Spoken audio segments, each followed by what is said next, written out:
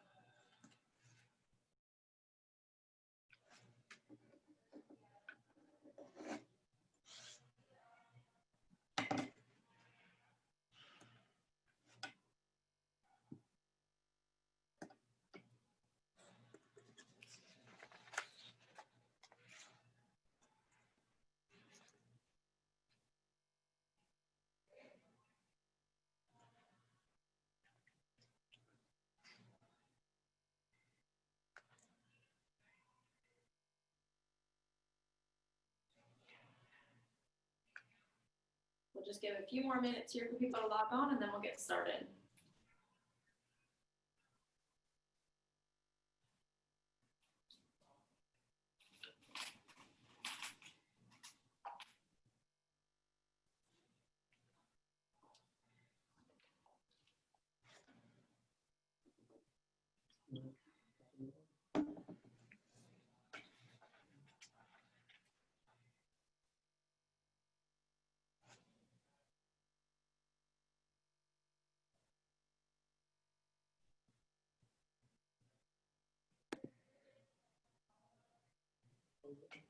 Amy, we do have one question already, if you don't mind answering that. It would just ask, what grade do you have to be in to join the shooting team? 6th grade for the shooting team, but the shooting team is not under the umbrella of sports, so they don't have to do all of the things we're fixing to talk about. Perfect. Thank you. First question down. All right, so it is 6:30, so we'll get started here. I want to welcome everybody to the Oakwood School 2020-2021 Parent Student Athlete Meeting. Things look a little different this year as it is virtual. So we're our second time now doing a virtual meeting like this. So please let us know in the question and answer section in the chat area if there's any issues along the way, if you need us to speak up or you're having difficulty hearing or anything like that. We've got a few panelists here with us tonight who will speak along the way, but for the most part, it'll be Andrew and I leading the meeting tonight. I'm Mary, the Assistant Director of Athletic Training Services here at Young's Physical Therapy, and this is Andrew, the Head Athletic Trainer at the Oakwood School. Alrighty, so kind of get this meeting started here. This is a virtual meeting, and we're going to try to keep it running as smoothly as possible for everybody. So we're going to ask you guys to keep your microphones muted during this, so that way nobody pops up on screen or anything like that. We keep the meeting moving. And then also, if you have any questions, please direct them towards the chat, as we have Aaron, who's monitoring the chat this whole time. He'll be, if it's an individualized question, he'll be able to prompt you to my email to potentially answer that question following the meeting.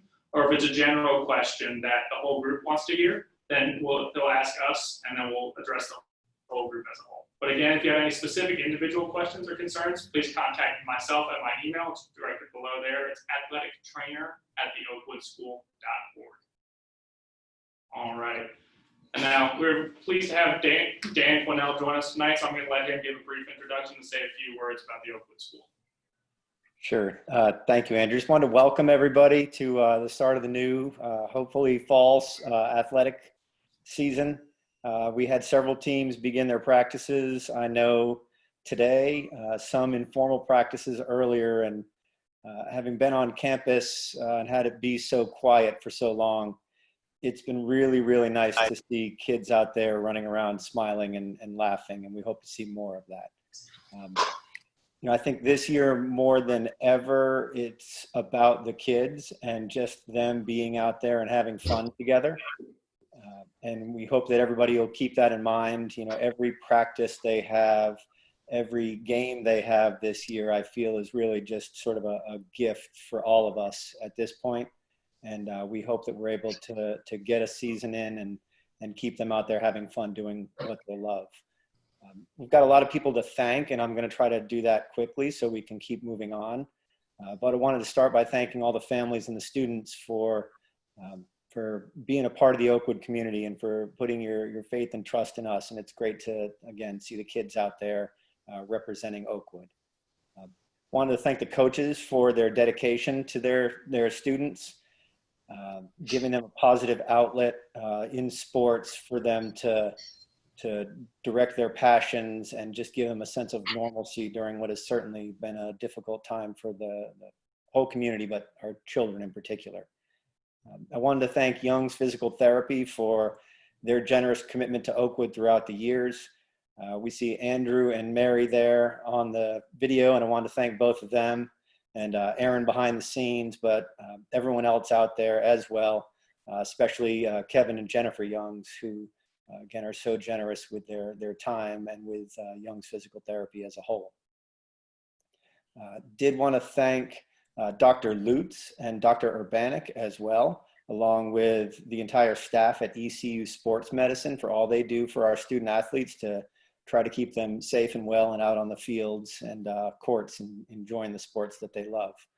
So again, it takes a whole community to make this happen for our kids. And there are an awful lot of you out there who I did not mention by name, but again, thank you all for all that you do. And let's hope that our kids get to stay out there and play the sports they love in a safe and healthy way this fall season and throughout the year.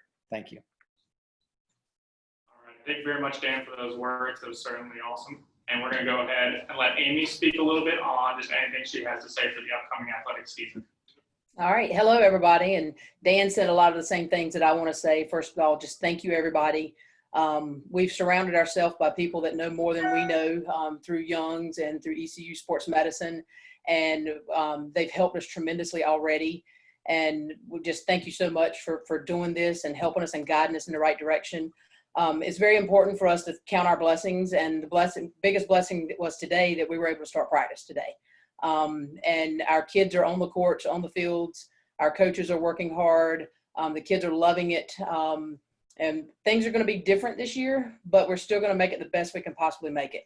And our number one priority is safety, well-being of our kids mentally and physically. And I think we all know that sports is a huge part in our young athletes in their mental and their physical game. We're going to do everything. We're committed to do everything we can possibly do to help these kids get through this and have a great experience. Again, it may be different, but at the same time, we're going to have some quality competition, some quality practices, some quality time spent together. So I hope everybody gets a lot of questions answered tonight. We've done a lot of work on the back end of this. I hope everybody loves the new Dragonfly app that we're doing. I know I love it personally, and lots of great things going on. So please, if you have any questions, just let us know. Big shout out to Andrew, who has really stepped up as our trainer, working overtime, answering all my questions, and helping us with all the applications and everything that we need done. So thank you, everyone. And again, if you have questions, just shoot me an email or shoot me a message in this chat and we'll get it answered. And it's just great to be back. Thank you. All right. Thank you very much, Amy. All right. I'm going to go ahead and give a brief introduction of myself. So my name is Andrew Vandenberg. I'm currently the head athletic trainer out of the Oakwood School. I'll give you a little bit of background about myself. So I'm from North Carolina originally, the Raleigh-Durham area specifically. Came out to ECU to complete my undergraduate degree in athletic training. So I graduated from East Carolina in May of 2019. And by the end of that May, I was working here at Young's. Mary and Aaron were showing me the ropes, getting me prepared. I was the athletic trainer out at the Oakwood School last year too. A little bit shorter of a time than hopefully we'll have this year since we got the spring season cut off. But I got to meet a lot of parents, a lot of student athletes in my time out at Oakwood last year. And I enjoyed every second of it. So on a typical day here, I work at the clinic alongside physical therapists, treating patients of all age ranges and of all abilities, which is really an awesome experience to work with. And then during the sports seasons, I'll be able to go out and work at the Oakwood School for all of our varsity home events, providing coverage. So in the fall, that's soccer and volleyball. In the winter, that's both boys and girls basketball. And in the spring, that's softball, baseball, and girls soccer. So get to see a wide variety of sports and get to meet a lot of fun athletes out of the Oakwood School. So I'm very thankful for that. And just thankful again for the opportunity to be able to work alongside so many great people. All right, and I'm going to go ahead and let Aaron step onto the frame here, and he's going to talk a little bit about our clinic as a whole. All right, guys, good evening. Thank you guys for joining us this evening. Again, this is our first virtual parent meeting, and fortunate to have all of you guys joining us here tonight. So I'll briefly talk on young physical therapy and sports performance and our role with the Oakwood School. Specifically, young physical therapy and sports performance. We've been in business since 2012. We are now on our new on-site location here at Arlington Boulevard. We opened up a facility here in 2018 of April, so we're going on 2.5 years in this current space. As we moved into our newest space, we've been able to bring on a sports performance component to that. So it's young physical therapy and sports performance, 3 entities of the business: physical therapy. So that's our inpatient physical therapy. We do sports performance geared towards the athletic population, and then we do wellness. So wellness services consists of personal training. With that, also we do group classes for yoga, Pilates, and massage therapy. So 3 entities to the business: again, physical therapy, sports performance, and wellness. But I would say our role as athletic trainers is our athletic training outreach. So we've got 3 partnership schools, that's Pitt Community College, the Oakwood School, and John Paul II Catholic High School that we provide services to on a more regular basis. And then on a given typical year, we would be also providing coverage to City of Greenville events. However, due to COVID-19, those events have not occurred. So we're fortunate to still be in a place to be able to provide services to our student athletes as we head into the 2020-2021 athletic season. So again, thank you guys for joining us. We've got Mary on the top right next to my picture here present. We've got Andrew, Oakwood School, going back to Mary here. She's the head athletic trainer, again, assistant director of athletic training services for young physical therapy, but the head athletic trainer at John Paul II Catholic High School. And then Dominique, right below my picture, is the athletic trainer at Pitt Community College. And then we've got Kevin and Jennifer Youngs. None of this would be possible without them. So thank you to their leadership. We have been able to be in the position that we're in to provide the services to the Oakwood School. So again, thank you to them. I'm fortunate to be part of Youngs and going on our 7th season, providing healthcare services to the Oakwood School. So without further ado, I'll introduce our sports medicine team. So we've got Dr. Lutz, team physician with the Oakwood School, part of ECU Sports Medicine, as well as Dr. Urbanik, and he is the sports medicine division director. So Dr. Lutz, if you're with us, I'll let you go ahead and give us a little bit of introduction. Yeah, so it's a pleasure to be involved with Oakwood School, and I guess I've been working there for a few years now. Originally grew up in the western part of the state and have been in the Greenville area for this will be my 12th year.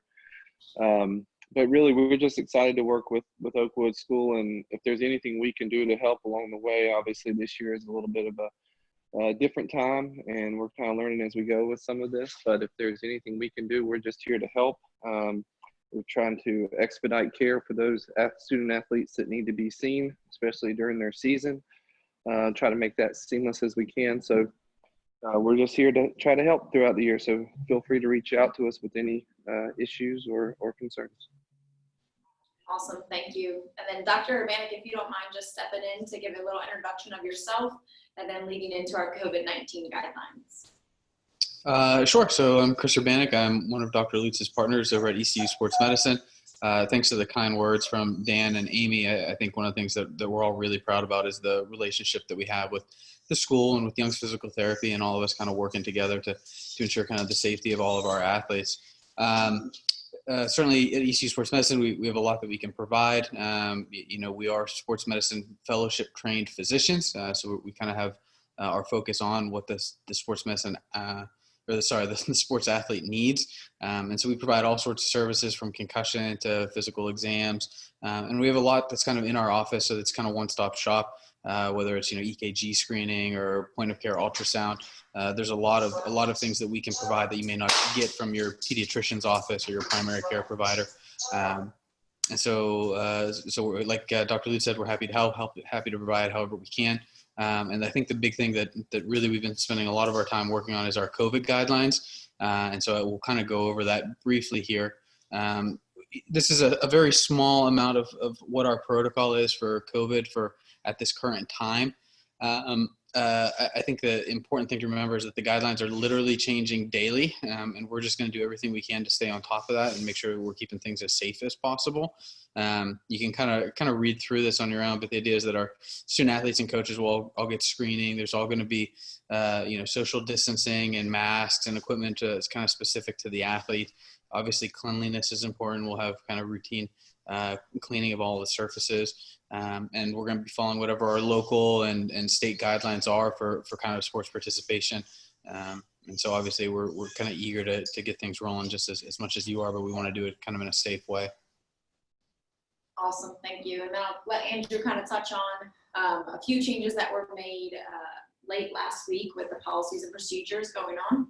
Yeah, so for the NCISA, there was an athletic director and athletic trainer meeting last week, which was discussed what we are doing moving forward since the governor kept us in phase 2. So low and moderate risk sports are the only ones that have any changes. So as of today was the first official day that we are no longer following the summer guidelines for those sports, which allowed us to practice fully as full members of our team. We are no longer following the pod system. We are, however, still doing all check-in screening, asking our screening questions, and temperature screening for every athlete every single time they step on campus, though. So those policies and procedures aren't changing, aren't going anywhere for the time being. But that's just to shed a little light on what practice looks like now that we've changed a little bit and moved out of those summer guidelines. And again, I think the biggest thing with this is just to remain flexible. Like Chris said, our policies and procedures and all the information we're finding out about this virus is changing daily. And so we're updating our policies and staying abreast of the most recent information that we have on the subject. So thank you again to Chris for introducing that for us. All right. I want to talk a little bit about student athlete eligibility. As Amy alluded to earlier, she loves Dragonfly, and I too also love Dragonfly. So we're going to get to that a little bit later here, but everything will be done on Dragonfly this year. And so the first part of the requirement that we like to talk about is pre-participation physical exams. So these exams are valid for 13 months, and these can be done by any primary care provider or anybody over at ECU Sports Medicine. You just have to bring the correct forms in order for them to fill it out. And these are valid for 13 months, as you can get one covered by insurance once every year. And then they have the 1 month grace period for you to allow time for another one. And so these, all you have to do this year to submit them, you're not submitting them to myself or Amy. You can just take a picture of it, you can scan it into a PDF, and then you'll upload that onto Dragonfly, which will then be approved by myself or Amy in order for every athlete to participate. Next, we'll be talking about the concussion vital signs testing. So the concussion vital sign test, I like to say, gives us a baseline score, and so gives us an insight into how an athlete's brain functions on a daily basis. So that way, if an athlete were to receive a concussion, before we allow them to return back to the field, we do have an understanding and a baseline score that we know we need to return back to before they're allowed to return. And lastly, everybody needs a Dragonfly Max, so that way we can create, that way we have all our forms signed, and then I can approve you guys for your physical and your concussion testing. So what is Dragonfly Max? I'll start with that. It's an online electronic medical record system. It is both HIPAA and FERPA compliant, so all athletes' personal information will be safely and securely stored on their accounts. So from there, what you would do is you download the app, and as a parent, it prompts you to create an account and then log in with the Oakwood school, and then from there you create your athletes, and then it tells you what % they are eligible. So then as you fill out forms and live time is updated, and it'll give you an updated % eligibility. And there are lots of forms that you can fill out on there electronically, and then a couple that I have to approve personally for you guys. So that just gives you an insight to what Dragonfly is. It really condenses our electronic medical records. It condenses the number of papers we're handing to Amy, who's handing to me, and it allows all of our coaches a little bit easier access to view just exactly who is eligible for all their rosters. And then Amy, I have a real quick question for you from our chat here. So when is tennis starting? Tennis will start next week. An email should be going out any day now, and they'll start practice at the first of the week. All right, awesome. Thank you very much, Amy. All right, next I'm going to speak briefly on concussion. And again, if Dr. Lutz or Dr. Urbanik, either of you want to chime in here while we're talking about concussion, that would be awesome here. So I already kind of alluded to concussion vital signs and tell you guys the purpose of concussion vital signs. Again, it's to get that baseline testing. And we do that for every athlete at the Oakwood school. Even if you are a cross-country runner, which is a sport where you're very unlikely to get a concussion, but if you get in a car accident and get a concussion, we still want to make sure we have all the tools equipped. So that way we're able to make sure you can safely return to your sport. So we have the concussion vital signs as a baseline test. We take it in the beginning of each year. So once a year we take it. If you take it for soccer in the beginning of the year, you don't have to take it again for swimming in the winter. So it's once a year. And then from there, if you were to receive a concussion, then you would retake it. That way we can compare how you are to your baseline. So it just gives us a good objective measure. Yep. All right. And then we're going to talk about a little bit about the Gefeller-Waller concussion statement next. So a little bit of background history on the Gefeller-Waller concussion statement. It went into effect in 2008. People in Pitt County are especially more aware of this because it involved 2 athletes from the Pitt County area who tragically lost their lives due to complications from concussion. So they had a concussion. They weren't quite ready to come back to play yet. They sustained additional hits to the head, which caused something called second impact syndrome, which for them proved to be fatal, which is why now today we have the Gefeller-Waller concussion statement. So the Gefeller-Waller concussion statement makes coaches, parents, and student athletes alike all aware of common signs and symptoms of concussions. It also lets them know that they need to report any of those symptoms to a responsible parent or guardian. If they're a student athlete, if you're a coach, you report those symptoms or you pull them from the game. And if you're an athletic trainer, everything needs to come back to us. So that way we can track symptoms. I always like to tell my student athletes, you're never going to feel great if you do have a concussion, but we need to make sure we know what your symptoms are, so that way we can monitor your symptoms long term and make sure that you're not, worsening to the point where we think, advanced medical help would be required. So in that Gefeller-Waller concussion statement, I'd just like to kind of remind everyone that you are signing that if you believe your son or daughter, or if your son or daughter believes they may have a concussion, that you will absolutely not hide any of those symptoms, that you understand what they are, the importance of them, and if you ever feel like you may have signs or symptoms consistent with a concussion, that you will absolutely report that to the appropriate medical personnel, which is Andrew if he's on site, Amy if she's on site, which she usually is, the head coach, whoever is the most immediate person. And then getting that information back to Andrew is also important, so that he can make sure to follow up with you and lead you in the right direction of what's next. Mm-hmm. And so we're going to talk a little bit also about the return to play criteria from a concussion. So it all starts with an evaluation. Mary said this previously, and I really like the way she phrased it. Not every hit to the head is going to be a concussion, but we as athletic trainers need to do our due diligence to make sure that it is in fact not a concussion or it is a concussion. We need to either rule one way or another. There's not going to be any gray area with that. So to do this, if we're out at the Oakwood School, we're going to use what's called a SCAT-5. SCAT stands for Sport Concussion Assessment Tool, and it's going to run through a bevy of different things. It's going to test short-term memory, long-term memory recall, and balance as well. So that just gives us all things that would be affected if an athlete were to sustain a concussion, and then from there we use our judgment to decide from there.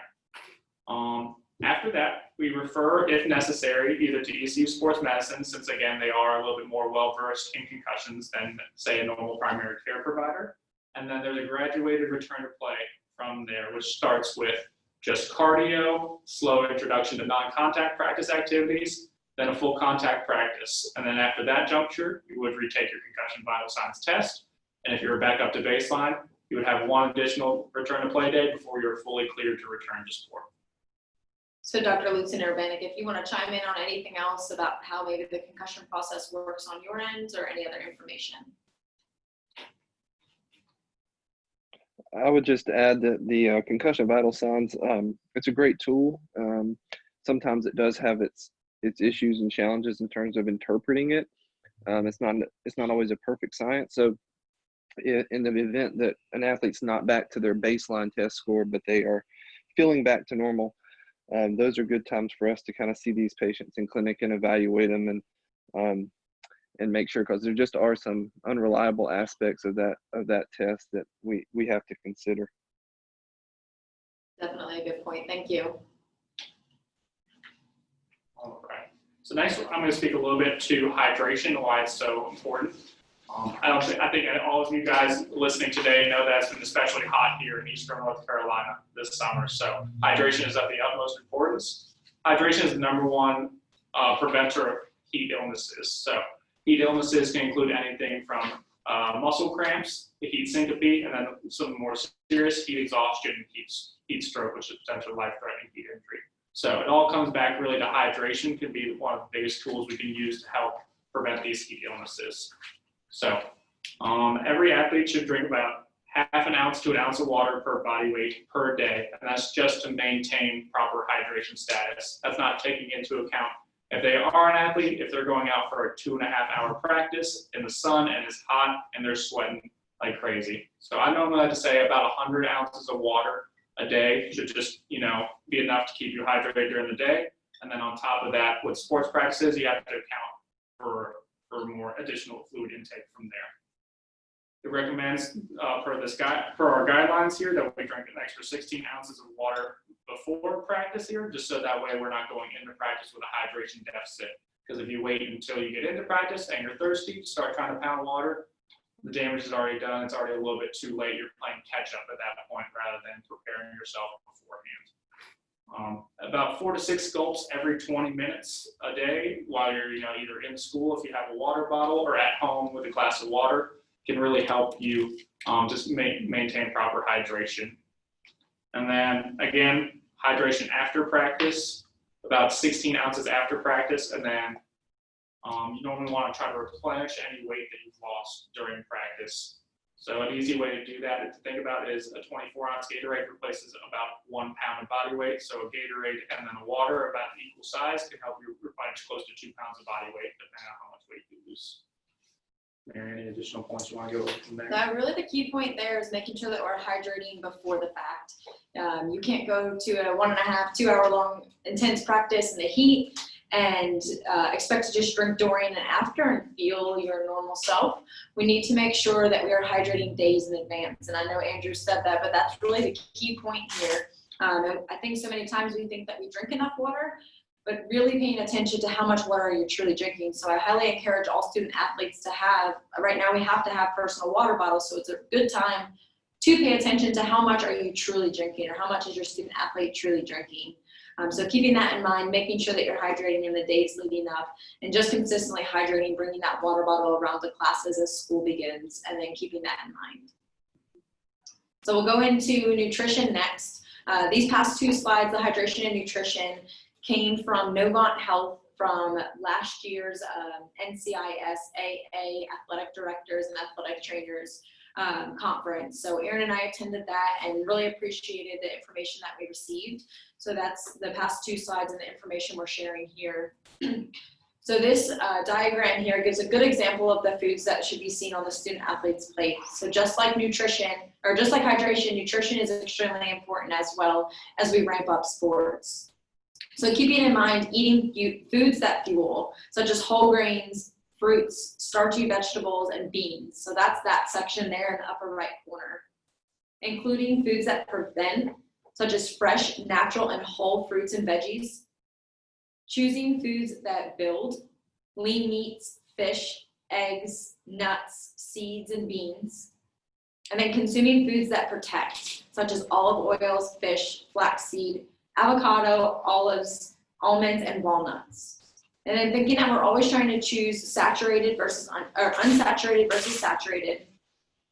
And this is a big one, try not to go longer than 4 hours without eating something. So keeping in mind that student athlete that has the earlier lunch, that it would be a really good idea to have them have a snack to refuel before practice. So thinking about like a peanut butter and jelly, or a couple scoops of peanut butter even, fruit and yogurt combo, seeds, trail mix, or any kind of fresh or dried fruit are all excellent options to kind of fuel them before they start their afternoon practice. For the student athletes who have a difficult time eating before playing, thinking about the safe foods such as bananas, applesauce, toast, or rice if available, thinking those are the foods that are going to be easiest on the stomach, but really making sure that we're providing our bodies with enough hydration and nutrition so that we can provide optimal effort out on the fields. So then from there, we kind of go into our questions. One question, I'm going to go back to the slide that talked about requirements, student athlete eligibility, and pre-participation physical exams. So a few weeks ago, I believe it was 2 Thursdays ago, we had our first group physicals. They were held at John Paul II Catholic High School. However, we invited JP2 and the Oakwood student athletes. So we saw an excellent presence from the Oakwood school. It was a good, interesting year for us to begin our group physicals as with the COVID restrictions. However, things went really well. We were able to see, I believe, 74 athletes over a few hour time span. We had ECU sports medicine physicians available on site to provide those services. So it was a really great way for ECU sports med, for their doctors to be out there at our facilities and meet the student athletes, form those relationships, for the student athletes to be able to put faces to the name, and just for us to be able to provide that service. Anything else with the PPEs? One that's a requirement, and then just for years to come, I would say if they don't have a physical, we're good to go. So this is, PPEs, like Andrew alluded to before, it is a requirement. Our student athletes are not able to step foot on the field for their first official practice until this is turned in. So I believe some people might be aware of the public schools that are extending their physicals. The North Carolina Independent School Athletic Association decided to not extend their physicals, meaning that we do need a new physical on file every 13 months. So like Andrew said, it's every year, but the NCISAA gives you that grace period since insurance only allows one every 12 months typically. So it gives you that grace period of the 13 months.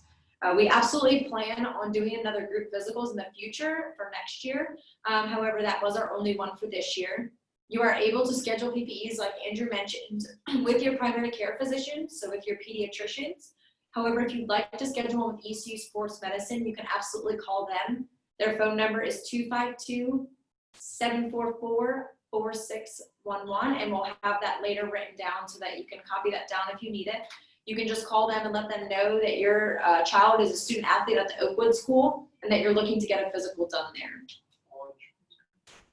And they do accept all insurance companies, so all insurance companies should be accepted there for them to be able to get their physical done. So another question that came in from Suzanne Clark, we mentioned summer guidelines for COVID-19 are no longer applicable. Does that mean students are still required to wear masks and social distance in regards to cross country? So we do still absolutely recommend, and I'll let Dr. Urbanik or Lutz chime in if you have any other suggestions or recommendations, but we still absolutely recommend them to wear them if they're gathering and just talking or socializing in any kind of groups. I would still recommend the mask wearing and social distancing when appropriate. However, the student athletes will begin to mingle more often now, but I still think that is something important to have. Dr. Urbanik, any thoughts there? Yeah, or Evan, if you want to chime in too. You know, there's mixed guidelines on wearing masks during physical activity. You know, the CDC has a set of recommendations. WHO has a completely different set of recommendations. I think common sense tells us that if they're out in the hot summer, they're maybe a little bit dehydrated, they're working hard, having something covering their mouth is probably not an ideal situation because of the short-term potential adverse effects. But everything that Mary said stands 100% true. We still have to prioritize some social distancing and keeping some space where we can. That's probably going to provide our biggest benefit. But if you're having that meeting, you know, or powwow, or, you know, pre-run talk, post-run talk, whatever, the masks probably should be on when you're kind of just standing there talking with coach or with teammates. So we really have to kind of fine tune when and when not. That's going to be worn. But I think during activity, it's probably more detriment than benefit. Absolutely, thank you. Speaking on the masks, one question that came in is, will masks be provided? So Amy and or Dan, if you guys want to go in further detail regarding masks. Sure, I can handle that one. So every student at the school will definitely be provided 3 cloth masks. We're actually working right now with the state for the possibility of adding 5 more cloth masks. So every student should have a pretty good supply coming from the school. In the event that a student shows up and has forgotten their mask or has been damaged or lost during the day, we also have a very large supply of disposable masks as well. The student can have as needed. So we should have some pretty good coverage there and make sure that every kid has a mask. Dr. Lutz, do you have anything to add about the masks or social distancing? No, I was just going to chime into what Dr. Urbanik was saying. I agreed with him. I was also going to say that if you do call our clinic for an appointment, whether it's a physical or anything, just be sure to specify that you want to be seen in sports medicine. We have a lot of other providers in our building, and sometimes the folks that answer the phone aren't always 1000% sure on where to schedule people. So just request it in sports medicine clinic, and they'll take care of it. Good point. Thank you so much. All right. It looks like we've had another question on cutoff to turn in sports forms, for spring sports. We take those forms anytime during the year, all the way up until the start of the spring season, even a little bit past that. I know we had a couple tennis players last year who unfortunately didn't even get to participate because they waited until after the first 2 tennis matches, and then everything happened and everything was shut down. So we do take those forms all year. So if your athlete is still on the fence about whether they want to participate or whether they don't, there's no rush for that for winter and spring sports. Those could be turned in at any time. Amy, do you have a roundabout date of the first official practice for spring?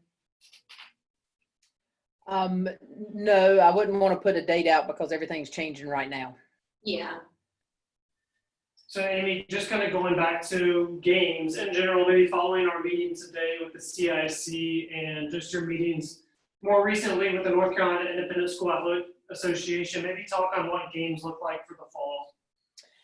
Okay, well, we really don't know right now, but what we do know is we're allowed to practice, and everything's opened up today.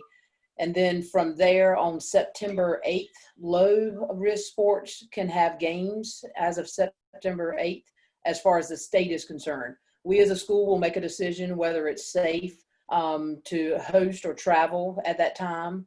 Moderate sports can start back September 14th with games, but that is contingent on the governor moving us to phase 3. So they will not be allowed to have a game until we go to phase 3.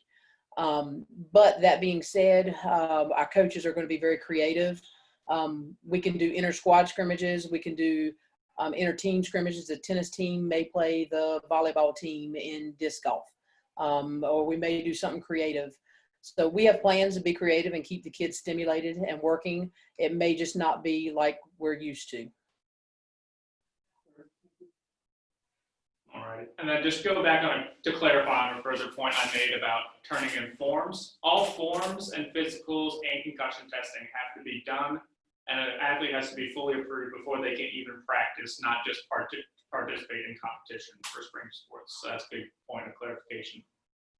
And then Amy, question that came in, can we get an update just on where swimming and golf stand as far as sports for the upcoming school year?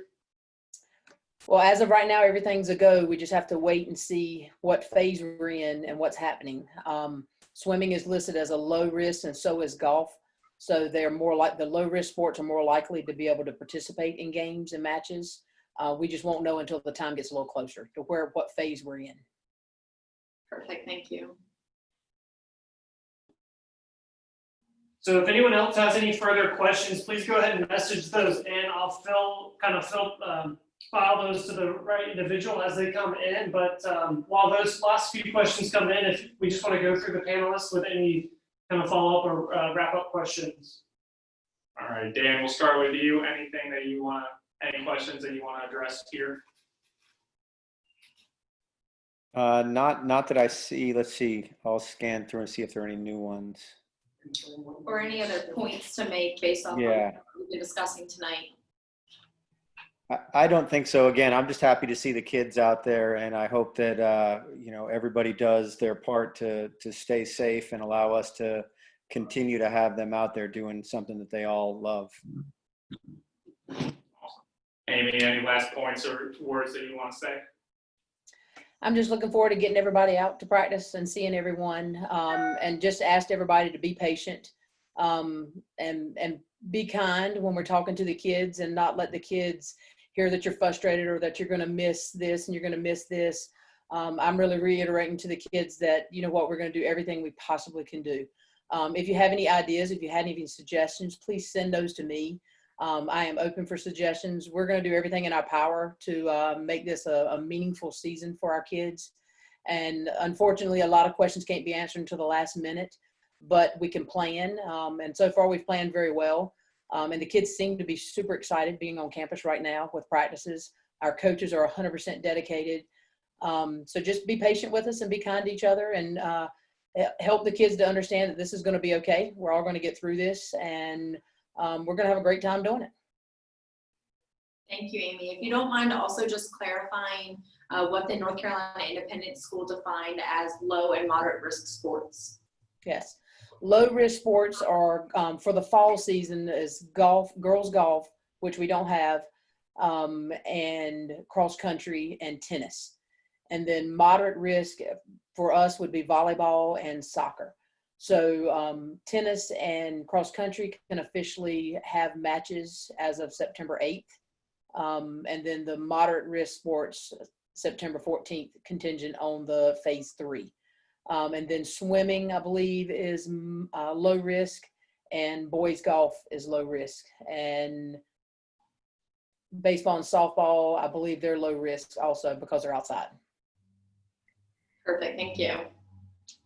One further question that came in, Amy, and again, this may be a loaded question just with so many of the unknowns at this time regarding games, but What are visitor and spectator guidelines at this point? Well, right now, we probably will not have spectators at the games if we have games. Unfortunately, that's something that's an easy way to keep our kids safe, is not having the spectators there. And I know parents really don't want to hear that right now. I've already spoke with our technology people at school about streaming the games. If we get to that point, if we get to the point of having games and matches, that we'll try to stream them or do something where the parents can be involved. Our number one priority is to get the kids on the field and get them playing. And then once we get that done safely, then we'll start adding things back in like spectators.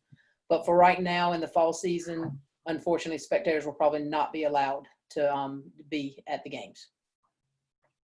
And as far as updates with that, what would you say is the best way for the parents to receive updates just as we move forward with, COVID-19 updates, policies, procedures?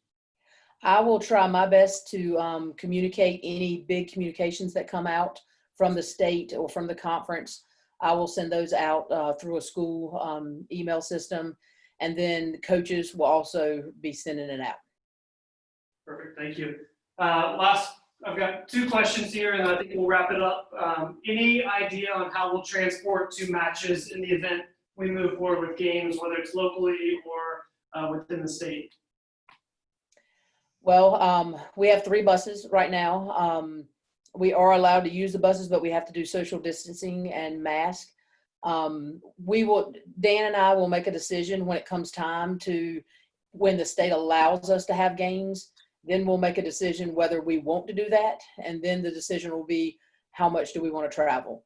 I don't think either one of us are very comfortable with us traveling 2 hours away to a match at this time. We have several teams in our conference that are a 2-hour, 1.5 hour drive. Chances are we may not play those games. We may play somebody a little more local. We have talked to all the local schools here in Greenville, and it may come down to we just play the teams here in Greenville. We were not making that decision yet, but that is something we have planned for. So as far as the buses are concerned, we can use them, but we cannot pack the kids on. Right now, I believe the CDC guidelines are 1 student every other seat, unless they're family members. So a 70-some passenger bus will be able to hold about 15 to 20 kids max. So we'll have to spread people out. Thank you for answering that, Amy. And then one kind of last follow-up question about low and moderate risk sports. I just want you to confirm this with me. We had a question about basketball specifically. Due to the nature of it being indoors, is that a moderate risk sport or a low risk sport? It's moderate to high risk. Awesome. Thank you for clarifying that. Aaron, do we have any additional questions? I think that is it. If Dr. Urbanik, Dr. Lutz have any? Dr. Urbanik and Lutz, if you've got any last final talking points or things to mention, that would be great. I don't. We're just excited to be a part of everything, and thanks for having us tonight. Awesome. Thank you all so much for being here, and thank you to all the Oakwood parents who took the time out of their night to attend this meeting. Like we said, it is our first Oakwood parent meeting. We hope to be back in person next year, but we do appreciate your time and your patience. So if any questions come about, like we discussed, athletictrainer@gmail.com. Is that correct? At the Oakwood School? At the oakwoodschool.org. Perfect. And then Andrew will send out a kind of follow-up email with any key talking points and important information. So on the next slide, you have some of the information that we talked through, such as ECU Sports Medicine's phone number, location of ECU Sports Med at 101 Hart Drive over near the hospital, Young's Physical Therapy and Sports Performance. We have a link to our website, as well as to the wellness at youngsphysicaltherapy.com for any needs that you feel like for sports performance. And then Andrew's email below. Perfect. All right. Thank you guys so much for having us, and we look forward to hopefully having an athletic season come up. Real quick, guys, before we wrap up, I just want to jump in. This is an unprecedented time. We do have our wellness email there as we look to move forward with some of our wellness classes. We are not offering our group training classes at this time. However, we are doing semi-private. So that's group size anywhere from 2 to 6. If there's any sport, any group of athletes, friends, family that are looking to train in a semi-private controlled environment, we are social distancing amongst our space, sanitizing our equipment. and pre-planning prior to the scheduled session. That way we can maintain a great working environment that allows you guys to get after it as we are looking to continue to train, build endurance, build strength during this time, maintain cardiovascular endurance throughout, again, this transition back into sports. So given the situation, that is an option. We are still doing our personal training sessions through our wellness division. So again, let us know how we can help. If it's addressing a team, if it's addressing individuals, we can help and assist there. As we get back into sports, again, in years past, we've provided dynamic warm-ups, arm care series. I know we did a lower body, upper body series for the cross country team. So whatever the team's needs are, that's where Andrew will help facilitate that out on site. But again, if it's a service that is beyond what we provided the student athletes, or it's just maybe a thought that you guys may have for the team, please bring that to the coach, bring that to Andrew's attention, and we'll kind of facilitate that as best we can to make it happen. And if it can't happen out on site at the Oakwood School, then we'd love to have you guys come into our facility and utilize the sports performance space as we look to transition back into kind of a full go as we navigate COVID-19 and the months to come. So just keep us updated. The wellness email is there. If I can address any of those questions, I'll oversee that email. And we've got Andrew's email below to address anything athletic training or Oakwood School related. So thank you guys again for joining us tonight. And we look forward to a safe and fun filled athletic season for the 2020 and 2021 athletic season. Thank you. Thanks again. Thank you, everybody. Thank you. Thank you, everybody.